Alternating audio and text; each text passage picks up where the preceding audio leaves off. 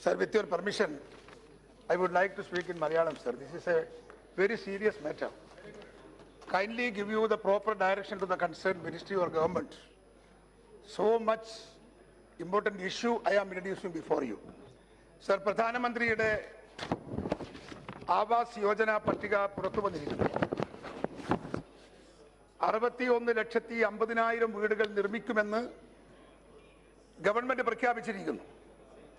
പക്ഷേ ആ പട്ടിക പുറത്തു വന്നപ്പോൾ നിർഭാഗ്യകരമെന്ന് പറയട്ടെ സർ, കേരളത്തിന് ഒരു 10 വീട് പോലും നീക്കിവെക്കാൻ ഈ ഗവൺമെന്റ് മനസ്സു കാണിച്ചില്ല എന്ന ദുഃഖം ഈ സഭയെ ഞാൻ വികാരഭരിതനായി അറിയിക്കുകയാണ്.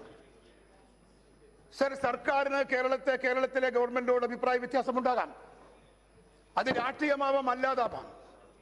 രാഷ്ട്രീയമാണെങ്കിലും അല്ലെങ്കിലും സർക്കാരിന് എന്ത് പ്രശ്നങ്ങളുണ്ടെങ്കിലും ആ പ്രശ്നങ്ങൾക്ക് പരിഹാരം കാണുന്നതിന് പകരം ഒരു സംസ്ഥാനത്തെ പാവപ്പെട്ട ജനങ്ങളെ ശിക്ഷിക്കുന്ന ഈ നടപടി സംസ്ഥാനത്തോട് കാട്ടിയ ഏറ്റവും വലിയ അനീതിയായി, അധർമ്മമായി ഞാൻ ഈ സഭയുടെ മുമ്പിൽ പറയാൻ ആഗ്രഹിക്കുകയാണ്. സർ, നിങ്ങൾ ഓർക്കേണ്ടത് കേരളം ഒരു സുനാമി അടക്കം 3 പ്രളയം അഭിമുഖീകരിച്ച സംസ്ഥാനമാണ് സർ.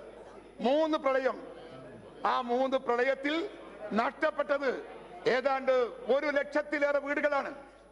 1 ലക്ഷത്തിലേറെ വീടുകൾ ഭാഗികമായി തകർന്നിരിക്കുന്നു. 50,000-ലേറെ ആളുകൾ കൊല്ലപ്പെട്ടിരിക്കുന്നു. ഈ ഗവൺമെന്റ് സംസ്ഥാനത്തോട് നീതി കാട്ടിയില്ല.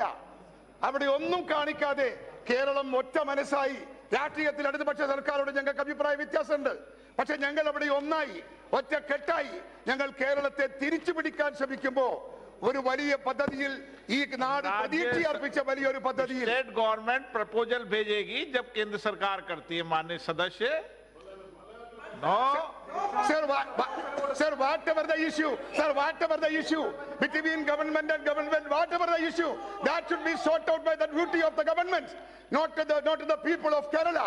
You don't punish the people of Kerala.